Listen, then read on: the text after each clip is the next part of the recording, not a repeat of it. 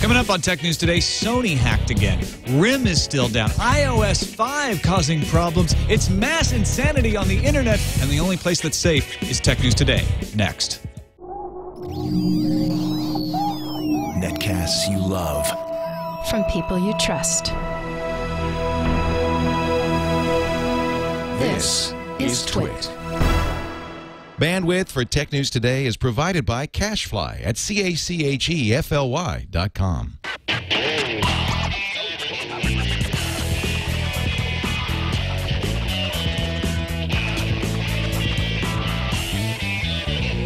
This is Tech News Today for Wednesday, October 12th, 2011. Tech News Today is brought to you by Slingbox, which just turned your iPad into a television. Slingbox has a new iPad app, so now you can watch your home TV on your iPad anywhere you take it. Check it out at Best Buy or slingbox.com/twit.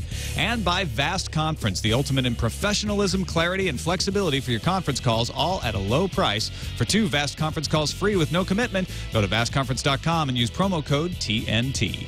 Welcome to Tech News Today. I'm Tom Merritt. I'm Sarah Lane. I'm Iyaz Akhtar. I'm Jason Howell. And joining us from HowStuffWorks.com, host of many podcasts, including the Tech Stuff Podcast, Mr. John Strickland. Hello. It is an honor to be on this Podcast Award-nominated show. That's right. That's right. Well, we only have Podcast Award-nominated guests like Jonathan Strickland for House. That's right. That's yes. My show is nominated directly against your show. Hey. Zero-sum You game. can vote more than once, people, so vote for both of us. It was an honor for John just to be nominated. When you lose, we will not be gracious about it. When we promise. all If they lose show- to Techzilla. If they show this, no, Techzilla's not in. It's in Best Video. It's not Oh, in who Best else are we up Technology. against? Our video's not good. I don't remember who else, but There's I think nobody I else think worth if they, talking about. I think if you win, I think if Tech News Today wins and they show this clip, I'll still feel kind of like a winner. This may be the award-winning episode. Yeah, It could be. Because of this right here. exactly. That's right.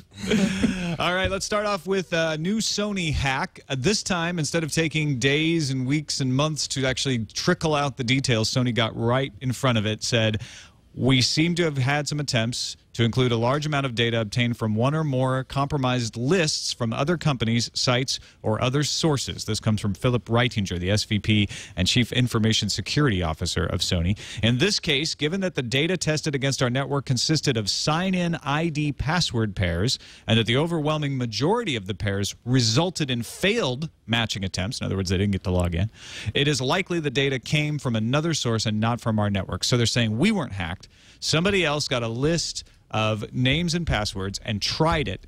93,000 accounts have been accessed due to this attack, but Sony claims little activity was seen on the compromised accounts before they were locked down. Sony grabbed those accounts, locked them down.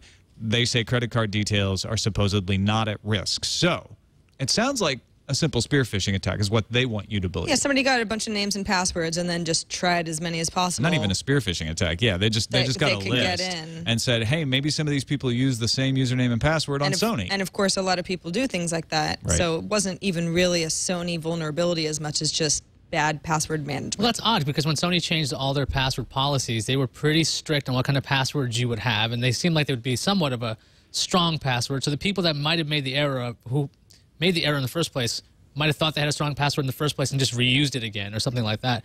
The weird thing is, in the blog post from Sony, I like the way they spun this. They said less than 0.1% of our PSN was affected. So, I mean, 93,000 sounds like a lot of people, but we already know that Sony's got way more than that. 77 million were affected before.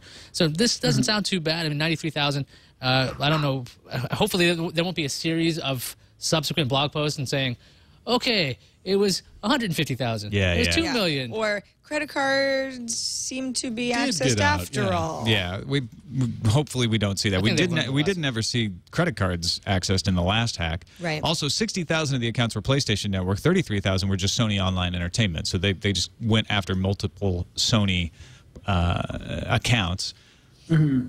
Sony also getting some bad news about their Bravia HD TVs. They began recalling 1.6 million Bravias due to a faulty component in the backlight system. What does that faulty component do? Well, it catches on fire. Sony spokesperson Yuki Shima told Bloomberg that the recall was occasioned by 11 incidents of smoking or burning TVs in Japan since 2008.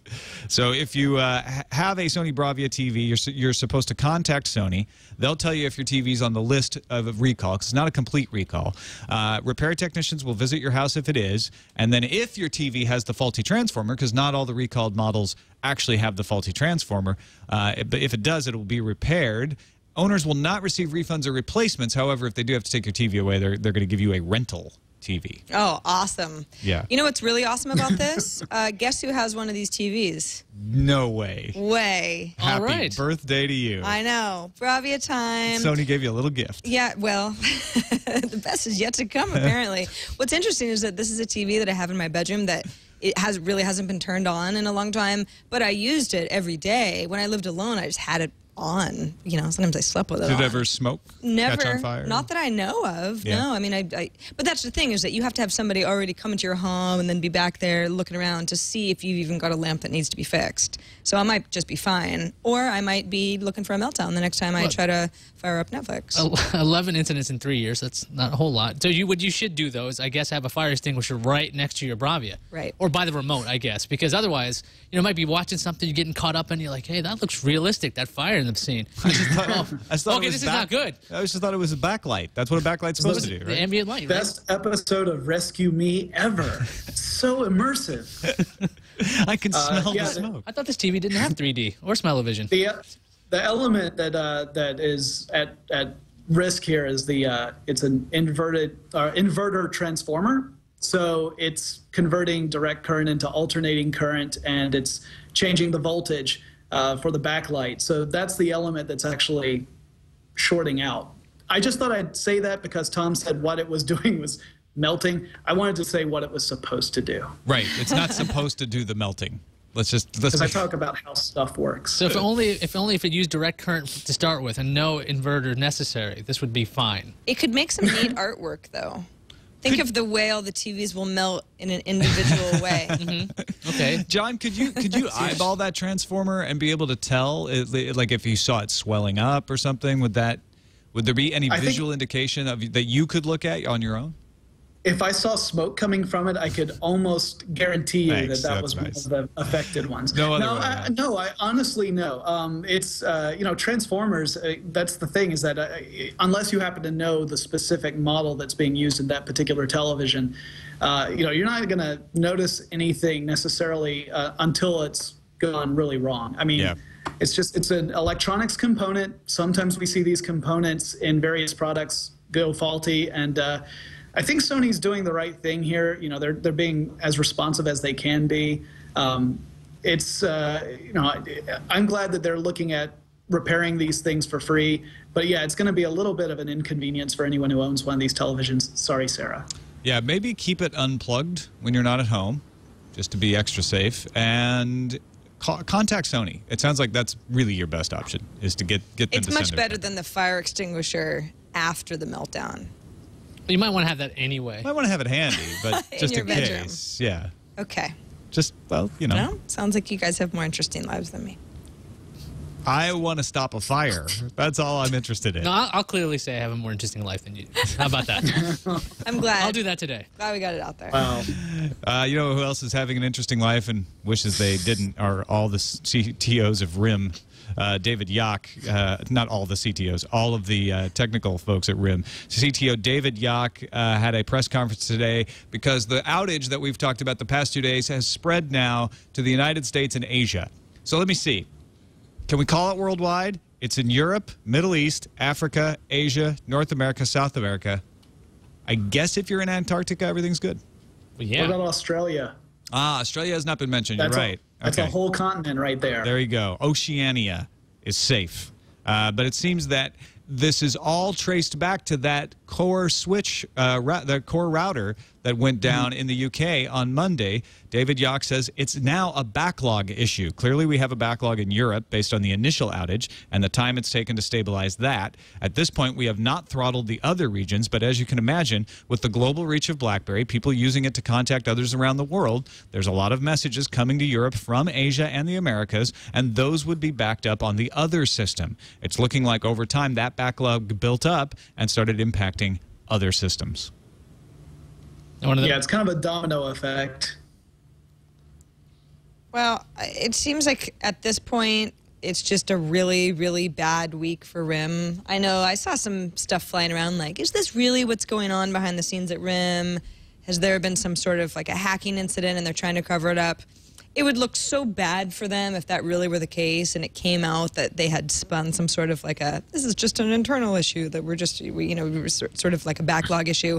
I don't think that's the case. I just think it's poor timing considering that RIM has been kicked pretty hard in this smartphone business as of They late. got kicked right in the smartphone business. That always hurts. Ouch. Like I mentioned earlier today, I saw some criticism directed at RIM saying that because of previous outages with RIM service, there should have been a better disaster recovery plan in place. But from what I've read, it sounds like there was a backup, a fail-safe in place. It's just that failed too. So, and sometimes those systems do fail, and that's catastrophic. It's a terrible coincidence when those things happen. But I wouldn't jump to the conclusion that RIM didn't have a backup plan. It's just, it looks like this was the worst case scenario for this particular situation. No, they said they had a backup router on the core switch that was the failover, and the failover switch failed in a way that had never happened in testing. So not only did they have a failsafe, they had tested it, and they had never seen this condition. So something weird happened. That's where that's where your thin wedge is for your conspiracy theories. But yeah, I don't think it's incompetence on RIM's part. I think it's just something really bad happened, and I don't think they expected the backlog to happen the way it did. If you want to pick on anything, it might be that they should have done more to prevent that backlog from building up around the world. I saw a great tweet from Dan Fromer saying, if you still use a BlackBerry, the joke is on you during this outage. That's like complaining your TL Ford Probe is in the shop. Basically saying, why do you still have a BlackBerry? I saw don't know if that's fair. I saw some news today. RIM has been very reliable historically. They have been reliable, but the thing is, I even saw a piece of software out today that allows you to transfer your BlackBerry data right to your iPhone. So it seems like this is the wrong time to have this kind of... but the reason not to have RIM is because of the hardware, not the service. I don't think that's a fair criticism. Well, I mean, this is the wrong time to even have any kind of outages with Friday coming up with a new iPhone. I mean, the thing is, if you see what's always been reliable, something that's been bulletproof when it comes to enterprise, and Android's been making some changes to be more enterprise friendly with different software out there. If you were in the market for a smartphone after seeing the news with RIM this week, I mean, I don't know why you'd go, yeah, you know what, that's a great idea. I can do social music services and Well, and RIM whatever. lost so much market share over the last year. All of those Pew Internet research reports that we always talk about, it's always RIM that's falling the most. So yeah, with so many Android phones coming out, AT&T just announced 5 yesterday, iPhone on Friday. It's just a perfect time for someone to say, you know what, this is the last straw. I'm done with RIM. Well, thank goodness they're strong in enterprise, because it's a lot harder for enterprise to just throw over and say, yeah, we'll buy a bunch of iPhones on Friday. Yeah, somebody answered me back. How do these work? Some of us have BlackBerries against our will. Yeah, well. Somebody's response to me. Exactly. Some have BlackBerries thrust upon them. Is that what you're saying? Well, that's what that tweet said. Does RIM make the BlackBerry, or does BlackBerry make the RIM? It's the big RIM history theory. Let's take a break and come back and talk about Slingbox for a second here. Slingbox is helping to bring us tech news today, and they're just in time to get you a Slingbox iPad app. It's brand new. It's been out for a little while, but it's still pretty new. Watch your home TV on your iPad anywhere you take it. If you don't know about Slingbox, it's during sports time, Rugby World Cup's going on, or maybe you're into the Major League Baseball playoffs, football season here in the U.S. and Canada is off and running. You can watch all the sports you get at your home anywhere you have an internet connection on any of your devices, your tablet, your smartphone, your laptop, without paying anything extra, because you're already paying for that stuff at home. All you're doing is saying, you know what, I want to watch it where I am. I'm paying for it. Why shouldn't I be able to watch it there? So check it out, slingbox.com/twit, or you can find Slingbox, see a demo at Best Buy. Slingbox on your home TV, now appearing on iPads everywhere. Well, let's talk about iOS 5. It's out today. Not only is iOS 5 available for downloading and updating your old phones, but you can also sign up for iCloud now, and you can get a brand new version of OS X Lion, which includes iCloud support built in. So you were able to update to iOS 5 on your phone. At what time of day? Because I tried on my iPad up until I left the house, and Like no dice. 10:20 a.m. Pacific time. So like the minute that it came out, I saw Bill Meeks, thank you Bill Meeks, on Google Plus making a joke about iOS 5 getting jailbroken now that it had been out for minutes. And I was like, it's been out for minutes, refresh, download it. Got iOS 5 on my phone, no problem. I didn't have the download problems. A lot of people are having download problems. They can't get through and get the update. I got that. But when it finished restoring, half the apps were gone. Wow. Actually, more than half the apps. You know if it was were gone. due to incompatibility with iOS 5 and they just removed it because of that? Because I re-downloaded a bunch of them and they worked just fine. And of course, they were all backed up because it's in your you purchased items. Exactly, it's in the purchased items. But It's just annoying that I'm like, all right, I got to listen to my Audible book. Oh wait, I got to reinstall Audible. Now I have to re-download my Audible books because they aren't on there anymore. Too, because I like my app screens the way I like. Everything out of order, things out of folders. Well, what the heck? First Maybe world I'm glad. problem, I know, but still kind of annoying. And then, sounds a lot like whenever I try and play a PlayStation 3 game and I put it into the PlayStation, it tells me it has to update the system and then it has to update the game. And 2 hours later, I get to see the intro screen. Yeah. It's really frustrating. I also updated iTunes, and it got rid of all my playlists, and they're completely gone. I even tried the little trick with the library XML to restore them. And gone. No dice? Then I thought, hey, I got Carbonite. No problem. Carbonite was a little too good. It had already backed up the current situation. Wow. So I will be able to go to Time Machine and get them back. But so if you have 3 also backup annoying. sources, Yeah. you could restore your phone, you could go to Time Machine, but Carbonite was too fast. It's worth noting, some people in chat are saying, everything worked fine for me, so I guess it just depends on your bad luck. I think this is an unusual situation. The one thing I couldn't do is get iCloud set up. At iCloud.com, it was telling me you can't move Mobile Me over yet. You can't move Mobile Me over yet. Check the system thing. I clicked on the system thing. The system thing said everything was fine. So I didn't know why it would move. Right before the show, I checked it one more time because I wanted to have the screen that showed it didn't work up on my laptop. It started working. It said, I know you're going to show this screen and embarrass me, so I'm going to work now. So now iCloud is all set up. Apple released a bunch of updates this week. They did 10.5, I think, the other day, 10.7.2 for iCloud support in OS X, and then iOS 5. Do you think there's some kind of weird sequence you had to do this in so everything stayed the same? Because I know you're running Lion, Tom. No, there shouldn't be.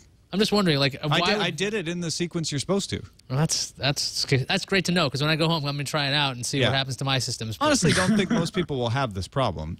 It's just I had a perfect storm of badness. I saw a lot of complaints about the download times, like increasing, going instead of going 2 hours to 1 hour. Oh yeah, the OS X Lion download at home was going to take 12 hours or whatever. It finally sped up when I got here. What does that say about demand? Faster internet. I mean, what does it say about demand? Yeah. That it's high? But considering if Apple's pushing iCloud, we're going to sync everything you got all the time.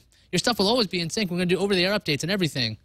Doesn't this look really bad for them? Because you're going, okay, I can't even download your update right now. It's going to take me a while to get this. I'm going to plan. But that's not the kind of traffic that they're going to have a week from now. This is the first several minutes type traffic. Plus, you know what? This happens every time. But see, it didn't happen with Lion. Free. When Lion was released for Mac App Store, they sold like hundreds of thousands of them, and it did fine. There was no complaints. I didn't see any tweets freaking out. Every time there's a phone, for some reason, this stuff happens. On the first day, everybody rushes. If they sold 1 million iPhone 4Ss, like they said, a lot of people are dying to get iOS 5 today. It just follows. There's more of a reason to use Lion. Yeah. I'm sorry. I'll stop setting up iCloud and get us back on track here. By the way, Apple TV also got an update. Yeah, we're not actually done with the show yet, Tom, so you might want to talk about something else. Just reconstructing playlists. That was also rude of it to be like, yeah, I'll start setting myself up when you can't pay attention anymore. eBay had an announcement today at a developer conference they're holding in San Francisco. The most consumer-friendly thing they announced is PayPal Access. Turns PayPal into a login credential, so at certain sites that are using it, you can log in with your PayPal ID, and when you check out, already has all your shipping information, all of that kind of information just there, ready for you, and you can pay with your PayPal, Visa, or your PayPal account. I love that idea. I mean, that is my single biggest headache with shopping online, besides Amazon, and then, of course, PayPal, which just has my stuff in there, is just typing in my credit card information. I love the idea of signing in with PayPal and just going through my PayPal account, because my PayPal account will draw from my bank account if I don't have a balance in PayPal anyway, so it works just as the way I would like it to. See, when I first saw this, I was a little afraid of it. It's like, okay, you have PayPal, and it's tied to your credit card, so I don't want like every site using this, because in the article I read, they likened it to Facebook Connect. And I could see using Facebook for all kinds of things that aren't related to credit cards. But if other sites that want you to sign up and they want you to use PayPal, it makes me kind of nervous that it's tied to my credit card. But then again, I was thinking about this because Amazon has a similar service. You can do that with PayPass. They have their own pay phrase, that is. And you can go to different sites. So it's not so terrifying, assuming it's all reputable merchants. I mean, that's my gut reaction was to get a little afraid of it. And I was like, no, I already use this. I just completely forgot I do. Yeah. Also, they announced XCommerce, which is a developer platform. It's a little bit complicated, but the idea is to make it easy for brick-and-mortar retailers to use their online presence to better effect. You know, eBay's been buying up a lot of these kinds of companies, things like Milo, which gives you an online database of offline inventory so that people can see what stuff you actually have on the shelves just by looking at your website. Red Laser, the barcode scanner. The eBay's proposing that XCommerce platform will let you scan a barcode, and the app will tell you if it's available in a local store or on eBay and let you pay for it right there. So you can be in a store, find out, scan it with Red Laser and realize, hey, the store across the street has it for cheaper. Buy it right there and go pick it up if they're using Milo. You could be at home and think, I'm almost out of this. And you scan the barcode. You haven't even left the house yet, and then you know which place to go to. Which one's closest or which one has the lowest price. I can see a lot of applications for that. And this announcement is something that I think a lot of people just at first blush wouldn't be terribly excited about because it's not directly involving the consumer. But the impact to the consumer down the line is going to be very interesting.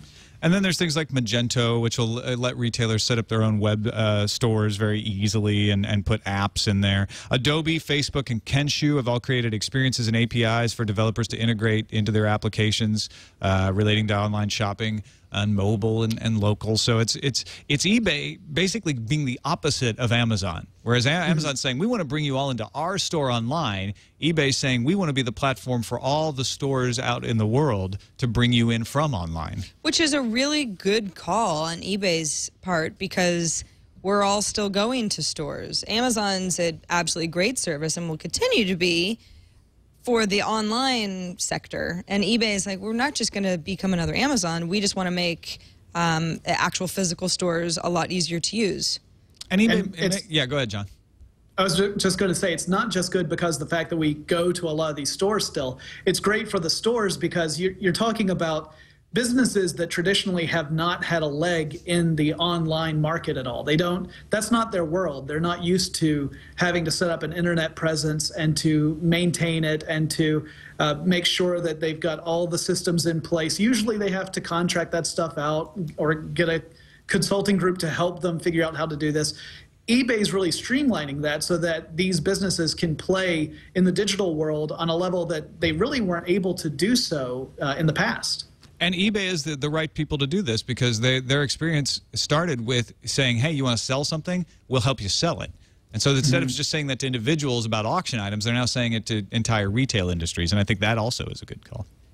Let's finish up with RSA detailing what really happened in that March cyber attack. If you remember, RSA, the folks who do Secure ID, it's little dongles that give you two-factor authentication used by a lot of military contractors, a lot of government agencies, and they got hacked. At EMC's RSA Conference Europe in London today, RSA executives shared the details, saying that it was two separate hacker groups. In fact, Executive Chairman of RSA, Arthur Noviello, said this, two separate hacker groups working in collaboration with a foreign government. So he was very clear to say this was state-based. He didn't say which government. He didn't say what hacker groups, but he said that this was an attempt to get access to government networks and military networks. No customers of RSA's networks were breached. as a result of the secure ID data that was stolen. But RSA's Chief Security Officer Eddie Schwartz did say that one attack happened on one customer, but that attack was unsuccessful. This is kind of terrifying. I mean, companies tend to be pretty careful about this sort of thing when they talk about attacks, and most of them dance around the issue about whether or not it could be a state-backed attack, because that sort of thing is generally pretty hard to trace back. You've got a lot of plausible deniability that goes on with these sort of things, especially when you've got hacker groups that are acting on behalf of a government but without the official sanction of that government. To hear a statement that firmly says this is a state-backed attack, I mean, that's real cyber warfare that you're talking about right there. Yeah, and they did use intrusion detection to detect the attack while it was happening, and they were able to lock it down before more than one customer had been attacked. They don't give you any more details than that. They're not going to tell you how the hack was perpetrated, what the backdoors were, and all that. I'd be interested to find out some of those details, but this is more details than they've released up until now. Let's check the news fuse. Or should we say light fuse? Light it up, Tom. Let's blow up the news fuse. Kids, listen to me. This is a warning for your future. Leak a hacked picture of Scarlett Johansson, go to jail. Oh, no. Maybe. Any picture? Christopher Chansey of Jacksonville, Florida, was charged with 26 counts of accessing protected computers without authorization, identity theft, damaging protected computers without authorization. When do you give authorization to damage protected computers? I guess if you want them destroyed. Fight Club? Yeah, or maybe Fight Club. Computer Fight and wiretapping related to the hacking of multiple celebrity email accounts, including that of Scarlett Johansson. The FBI says the arrest is part of Operation Hackerazzi, a crackdown on hackers who have been targeting celebrities. I'm just saying the FBI actually has an agent, a little sub-agency that's like, we have to come up with a name for this. Operation Hackerazzi. What if you just look at a nude picture of Scarlett Johansson? Go to jail. Okay. Even if you're Scarlett Johansson. She's out of there. GM will sell its first all-electric car since the death of the 1990s era EV1. Chevy will introduce the EV version of the Spark. Get it? Because there's a Volt. Spark in the second half of 2012 as a 2013 model. The Spark is a tiny little car and will be released in select U.S. markets, including California, which will be great for those little parking spots that my big old Saab Sparking spots. Sparking spots. What a slip. Okay. Ever wondered what happened to those guys who sold the iPhone 4 prototype to Gizmodo? I'm sure everybody's wondered. Both Brian John Hogan and Sage Robert Wallower was sentenced to 1 year of probation and 40 hours of public service after pleading no contest. They were officially charged with misdemeanor theft of lost property. The two sold the iPhone for $5,000 and will have to pay Apple $250 in restitution. Wait, but the phone itself costs more than that unlocked. Well, that's an old phone. Yeah, it's old news. That's true. It's old. Even still, even the current iPhone 4 They get to unlocked pocket costs the less money. than.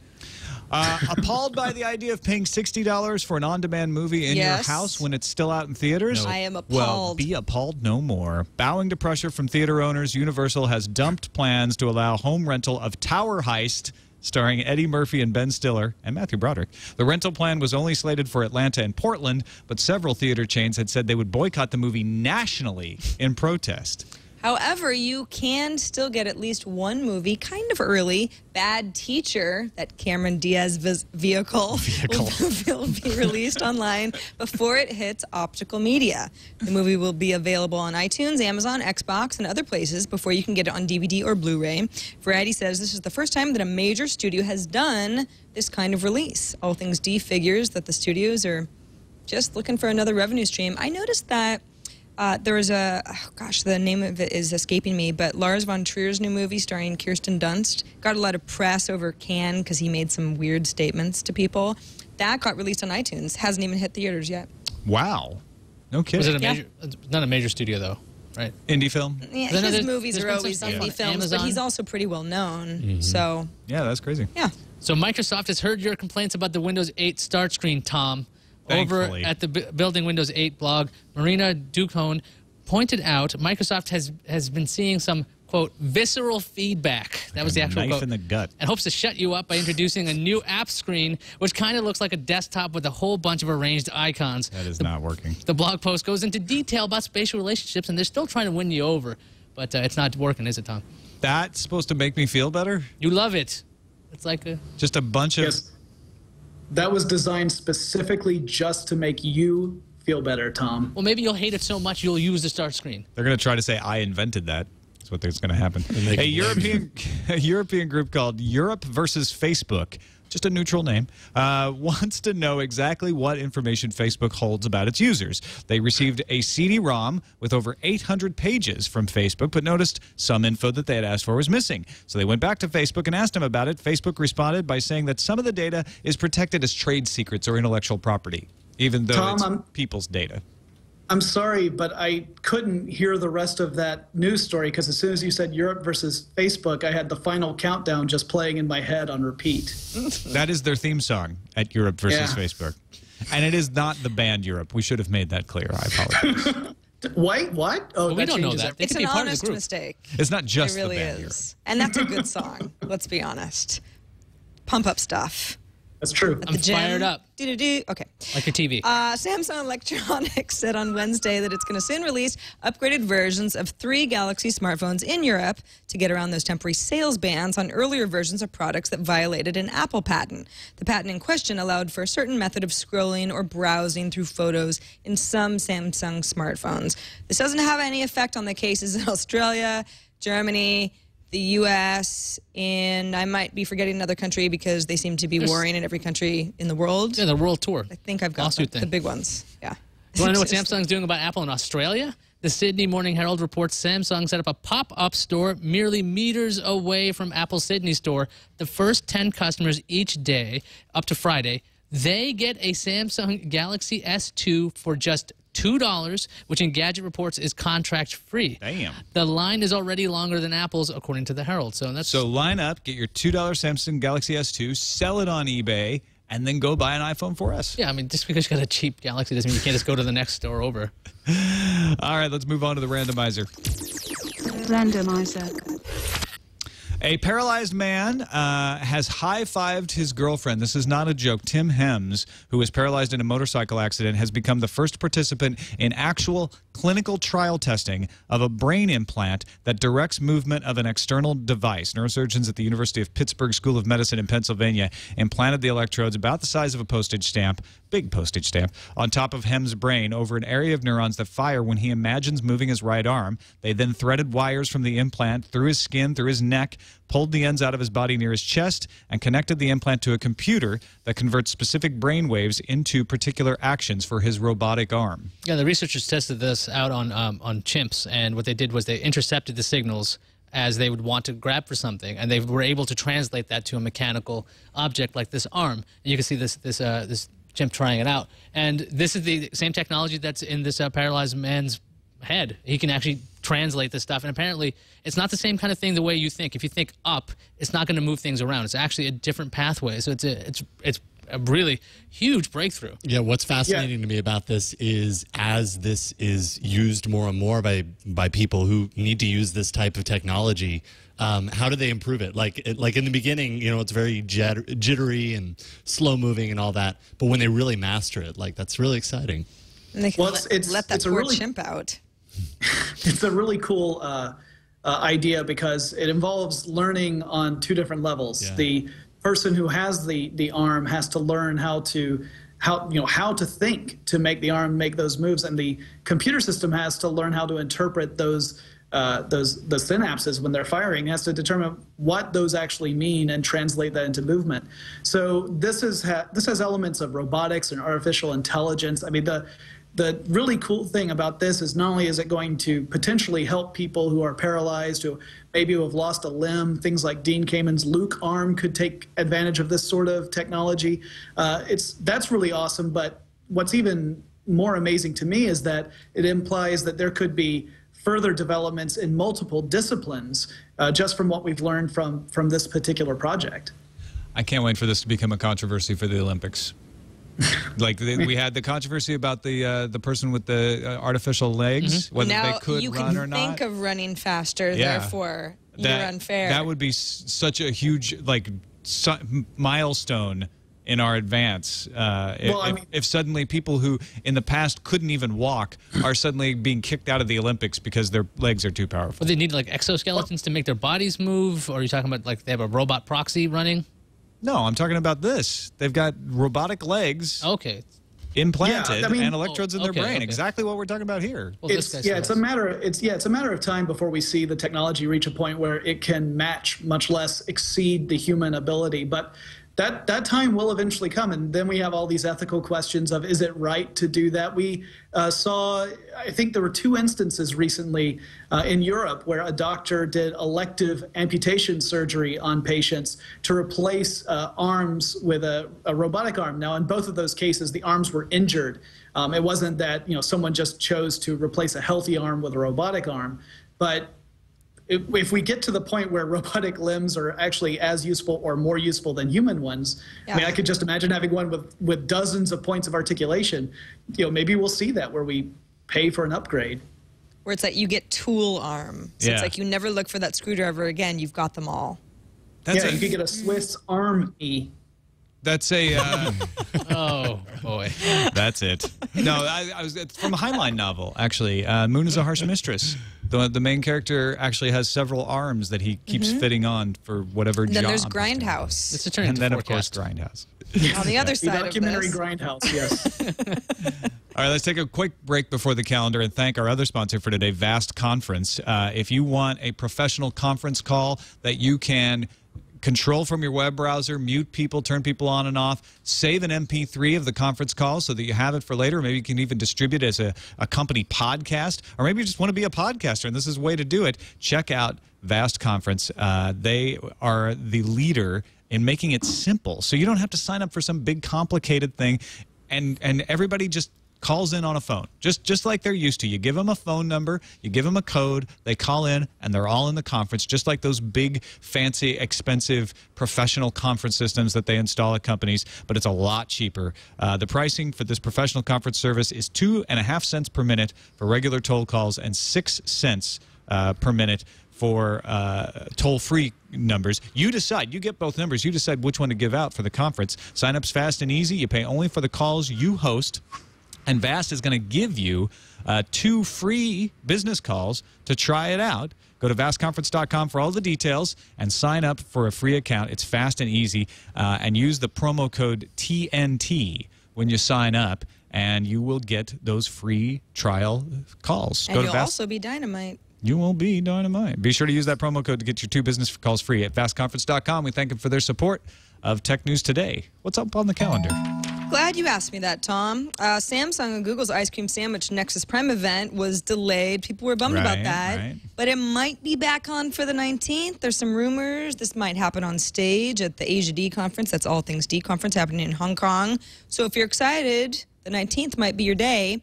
There's a new Foursquare update that includes something called Radar. So now when let's say you walk by a restaurant that has a special deal that you might be interested, or maybe a friend's checked in nearby, you get a push notification where your phone might buzz in your pocket or something. So that's a new feature called Radar coming to Foursquare. It could come in very handy. You can opt out of it if you don't like that idea. The Motorola Zoom 4G LTE new tablets go on sale tomorrow, October 13th. And a reminder for all of you who didn't pre-order the iPhone 4S, they actually go on physical sale at Apple stores and Verizon stores and AT&T stores and Sprint stores this Friday, the 14th. I know Best Buy's getting them later, but they are going to have them at Best Buy too. Yeah. So there you Best go. Buy's supposed to have all variants of them, actually. I wonder with that Radar Foursquare thing if you can set it for specific people, so that way you get a warning when someone you don't like happens to be. Oh, shut up. Why would they be your Foursquare All you do, you get this little thing, you probably can't see it, but this little thing up in the corner that you turn it on and off. Yeah. You can't really, I don't know. I haven't figured out if you can configure it yet, if you can. Maybe Johnson's using it to avoid people. That's how he. That's what I'm saying. I can hold out hope. There are certain people that I have. You friend people on Foursquare so that you can avoid them when they go to your local pizza parlor. Yes. Interesting tactic. Think about that. All right, let's move on and check what's incoming. Got an email from Jim Jackson from the Quad Cities, actually from Bettendorf, Iowa, but he's like, nobody knows where Bettendorf, Iowa is. Yeah, be proud of Bettendorf, Iowa, one of the Quad Cities. He says, yesterday I received my copy of Horrible Bosses, excellent movie, and quickly followed the instructions to create an ultraviolet and Flickster account. As instructed, I downloaded the Flickster app to my Nexus S, logged in using my Flickster account, and what do I find? Nothing. No movie to watch. I scoured both Flickster and Ultraviolet's websites to no avail. Just like DRM, this process isn't cumbersome at all, he says with sarcasm, because it is DRM. I don't know. Now, he didn't detail in his email whether he went through the process of putting in a code. I know you have a code number. That's what comes that with you the DVD. put in. I'm assuming he did, and he just assumed that we would assume that.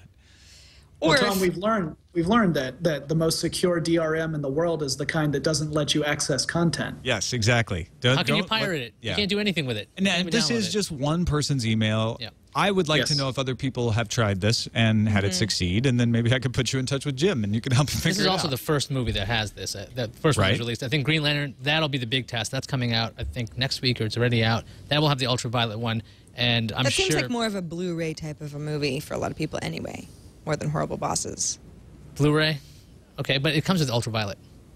No, I is know, like- but like I would say that like that would be a movie that more people might opt into. Right. Trying this out with. They might That's say, what I'm saying. That's I want to the- buy the Blu-ray And that's the big test. of Exactly. Horrible Bosses. Yes. Because otherwise, I was Whereas they might agreeing not with even you. say they I want thought to you were buy the doing DVD of Horrible Bosses. Right. Yeah. Although Jim says it's an excellent movie. Jim loves it. I haven't seen it. I haven't seen it, so I can't say. So yeah, either he had a code and it's not working very well, or he doesn't have a code, and maybe Code should be in the box. right. Yeah. But maybe he's thinking, hey, so I have the DVD and now it should just show up. What I'm hoping- and that's sort of a disconnect too. What I'm hoping is that Jim, all he did was set up his accounts on Flickster and Ultraviolet and LinkedIn, but never put in the code. And right now he's going, oh, code. And he'll write us back and say it worked. What I'm expecting, though, that's what I'm hoping. What I'm expecting is that he's going, no, I put in the code. It still didn't work. Yeah. Yeah. All right, next email from Todd, who says, I think there's a big market for printing your own statuses that you can optionally paint by hand. Statues. Statues, not statuses. Although- Sorry, I'm You so can have a back in statue of your Foursquare. status. Yeah. Paint your own status. What do you want it to be? It can be anything you want. Statues that you can paint by hand. Some of us use the model airplanes, D&D figurines, for example, maquettes for creatures used in movies like Lord of the Rings, a 3D scan of a girl, a new centerfold perhaps, a 3D model of a room or a person, or a setting generated by Autodesk's PhotoFly, 3D models that only lived in a computer, 3D software, I think, a 3D version of your We Rule Kingdom, Tom. You yeah. could get into that. You know, they already have figure prints for Warcraft. I could totally see this being a much easier way to do that rather than order it from figure prints. And Zynga and NG Mocos would be into this because they could charge a little bit for this and allow you to buy that. He says you buy the model from an online app store, say, for 3D models. You print them, optionally paint them, display them. They'd initially be small, but I think it'd make a great hobby market. And we all know how much money we spend on the hobbies that we love. Cool stuff, Todd. I like think this is a great idea, yeah. Yeah, and I've seen some really cool hacks recently using things as simple as the camera on a smartphone to try and get a quick down and dirty 3D scan. Georgia Tech did a maker fair not too long ago where they were showing off some of this technology. So you think if you could pair that with this, you could make your own 3D scans on the cheap just by using that. Or I could imagine someone using a Kinect to do this sort of thing as well, where you make the scan and then you can actually produce the 3D model. Can you imagine the Microsoft Xbox printer, 3D printer attachment? Print your own avatar. Printer for Kinect. All right, thanks to That'd be everybody pretty cool. on our Reddit. Lazion, PC Guy 8088, Captain Kipper Sky, Jedi Compfixer 87, Slayer Boy, and more who submitted stories. Go check them out, vote them up or down. The more of you that do it, the less people can game it. So check it out, technewstoday.reddit.com. It does help us figure out what stories are worth paying attention to when we do the show. And thank you, Jonathan Strickland, for being on the show. Let folks know where they can find not only How Stuff Works, but the Tech Stuff podcast and all the stuff you do. Sure, we've got howstuffworks.com as the home base, so you can go there and check out all the different shows that we have. It's not just mine. Tech Stuff is the podcast I do, publishes twice a week, Mondays and Wednesdays. We just topped, I think we're coming up on episode 350 now, so we've been doing this for a while. Yeah, woohoo! And then, those are the two places I would say go check out first, because and we just redesigned howstuffworks.com, and the redesign is awesome. So I really recommend, if you haven't visited the site, you should go check it. And if you haven't been there in a long time, go back and take a look. Thanks, everybody, for watching or listening. However you consume the podcast, we're not prejudiced. We just want you to watch and join in with us. TWiT.tv/TNT is the place to find us on the web and subscribe to all the shows. You can email us, TNT@TWiT.tv. Let us know what you think. And give us a call. Leave us a voicemail. 260-TNT-SHOW is the phone number. Patrick Beja from France joins us tomorrow. We'll see you then.